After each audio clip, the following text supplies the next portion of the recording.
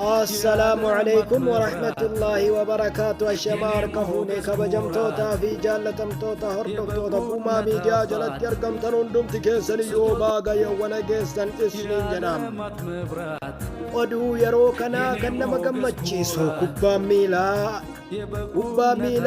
إدل الدنيا تكاكوباي جرون دكيسنو قرى قبدو مري بيجي كبا ميلا إدل الدنيا قبيسي تبيجي كواتر wantoota bobbonsaa islaamummaa keessatti nama boonsu waan baay'ee isaa qopheessiteetti jirti. Kana irratti haasaa gochuudhaan akkasumallee hayyuu islaamaa beekamaa fi daa'iin guddaan Dr. Zaakir Naayik biyya Kwaatar guyyaa kaleessaa kan galan yoo ta'u akkasumallee qur'aanaan illee kan nuu banuu waancaa addunyaa kanarratti Qaasim Al-Miftah qur'aanaan akka banamullee eeyyama goote jechuudha. Subhaanallah, Allahu Akbar.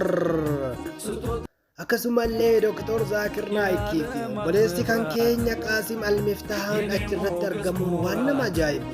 Dr. Zaakir Naayik hayyuu islaama addunyaa kanaati yoo ta'u akkasumallee Qaasim illee nama luka hin qabne qur'aanan sagaleen isaa المتقين في ظلال وعيون وفواكه مما يشتهون كلوا واشربوا هنيئا بما كنتم تعملون إنا كذلك نجزي المحسنين kan akkaan namatti toludha jechuudha.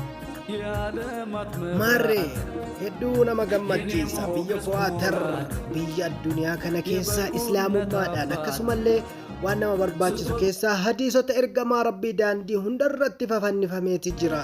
Fakkeenya irhamu man fil ardi irhamu man fis samaa yoo nuu rahmata walii goone rahmata rabbii nuu godha jechuudha. Waan hadiisa gaggabaaboo wantoota akkasii bakka hoteelaatii bakkoota adda addaa irratti eenyu godhameera. Hoteela keessatti magaalaa keessatti amantaan islaamaa barsiisuuf akkasumas beeksisuu koodiin godhamee muazzinoonni kan sagalee ajaa'ibaa qopheeffamanii akka jiran dhaga'ameeti jira.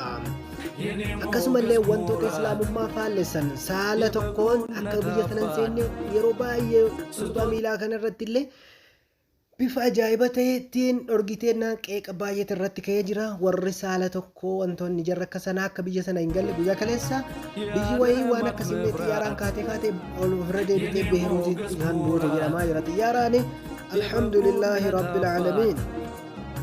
Akkasumallee ministeerri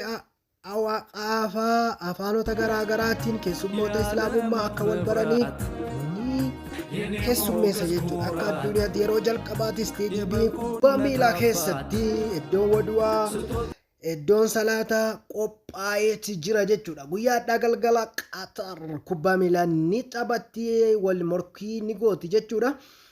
Sagantaa babbareedaa kanarratti galgala kana bifa gaariidhaan eegamaa jira. Hundumti keenya iyyuu akka irratti argamnu Qaxariif akka du'aa kadhannu rabbiin olaasiyaa fuudhuu isiniin jedha.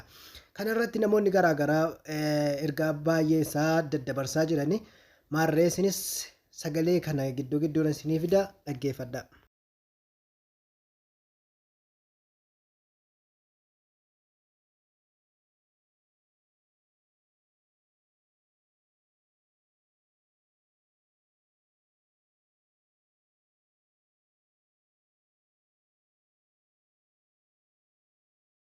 السلام عليكم ورحمة الله وبركاته. جمّتشون قبا ونيتي النجمّت قامك يجوتو نمركان نمني أككيت جمّت دجرت يون جرات فيديو كنا جلت كومنتي الآن الله أكبر جدي ربي كي قدس الحمد لله جدي ربي كي فارس اتئان سودان كاتر جدي فيديو كنا جلتي naaf barreessi. Biyyi Kaatar waancaa bara kanaa kan qopheessite yoon taatu tapha bara kanaa kan addunyaa kan biyya jaraatitti qophaa'ee achirratti wanta adeemsifamuu qabu wantoota jajjaboo kan adeemsifamuu hin qabnee fi kan adeemsifamuu qabu adda baastee murteessite jechuudha.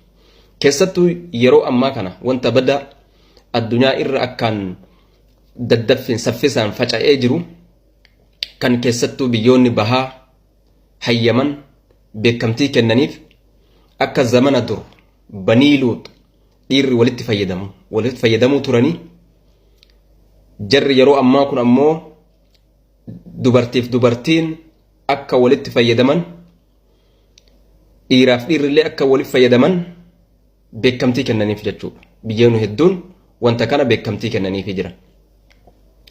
Biyyi Qatar inni kun bakka taphaa sanitti akka alaabaan tunis hin garsiifamne akka namni wanta kana qabus yoo kan argamu ta'e adabbiin cimaan akka isa qabatu seera jaraatti fayyadamuun seera rabbiin hin hayyamnetti illee fayyadamte jechuudha. Allahu akbar. Kanas akka hin hayyamne guututti kaansil gootee wanti kun hin hayyamu, shari'aan hin hayyamtu, amantiin kiyyas hin hayyamu, aadaan kiyyas hin hayyamu jette jechuudha. Kaansil keessaa goote. Lammaffaa istaadiyam san keessatti kamriin akka hin dhugamne kaansil keessaa goote jechuudha. Amantiin jaraas hin hayyamu, haraam akka ta'e akka rabbiin hin hayyamne kanas keessaa dileeti goote jechuudha. Sadaffaa ulamaa guddicha yeroo ammaa ummanni islaamaa addunyaan qabdu Dr. Zaakir Naayik affeerraa goote akka achitti argamuuf akka achitti amantii islaamaa tana babal'isu affeerraa gooteef jechuudha.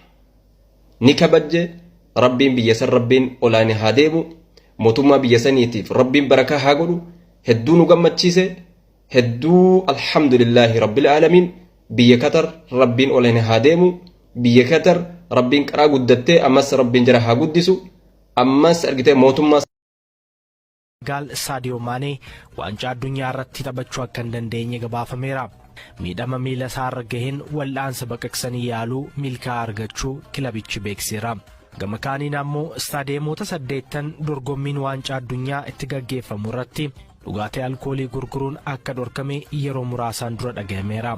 Kunis kan dhagahame qaamni olaanaa addunyaarra kubbaa miilaa to'atu fiifaan dorgommichi banamuu dursee imaammata isaa geeddaruu hordofeeti. Dorgommii falmiin cimaa itti godhamu kanarratti injifachuuf carraa olaanaa kan qabu garee kamidha. Injifattuun waancaa addunyaa yeroo 5 Biraaziil yeroo dhumaaf kan milkooftee bara 2002 Kaataaritti ni milkooftii tilmaamni jedhu guddaadha. Sagantaan koompiyuutaraa hubannaa namtolchee yookaan AI'n hojjetu biyyi Laatiin Ameerikaa Biraaziil yeroo 6ffaaf injifachuun rikaardii ishee fooyyeesti jedha. Ittaan sun sadarkaa lammataarra kan jirtu ammoo biyyi Laatiin Ameerikaa biroo Arjentiinaadha. Ittaansee Firaans, achiis Speen akkasumas Ingilaand tilmaama hanga 5 irra ta'aniiru.